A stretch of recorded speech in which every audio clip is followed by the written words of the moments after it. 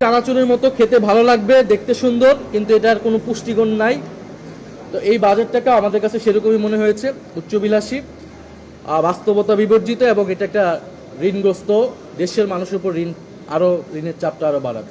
2026-27 অর্থ বছরের বাজেট ঘোষণার পর নাহিদ ইসলাম একটি মন্তব্য করে সামাজিক যোগাযোগ মাধ্যমে ঝড় তুলেছেন। তিনি বলেছেন, এই বাজেট চানাচুরের মতো খেতে ভালো কিন্তু পুষ্টিগুণ নাই।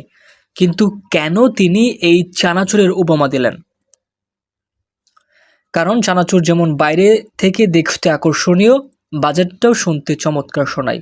কিছু পণ্যের দাম কমানোর ঘোষণা দেওয়া হয়, যা তাৎক্ষণিকভাবে শুনতে ভালো লাগে, কিন্তু গভীরে গেলে দেখা যায় সাধারণ মানুষের আসল সংকট, যেমন আকাশছোঁয়া মূল্যস্ফীতি বা নিত্যপণ্যের দামের লাগাম টানা, সেখানে কোনো কার্যকর সমাধান নেই। অর্থাৎ চানাচুর খেয়ে সাময়িক ক্ষুধা মেটানো গেলেও শরীরের আসল পুষ্টি মেলে না।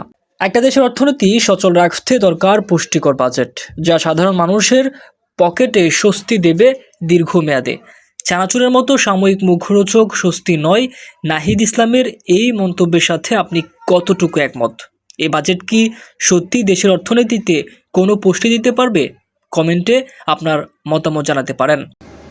বাস্তবতা বিবর্জিত, এবং এটা একটা ঋণগ্রস্ত দেশের মানুষের উপর ঋণের চাপটা আরো বাড়াবে।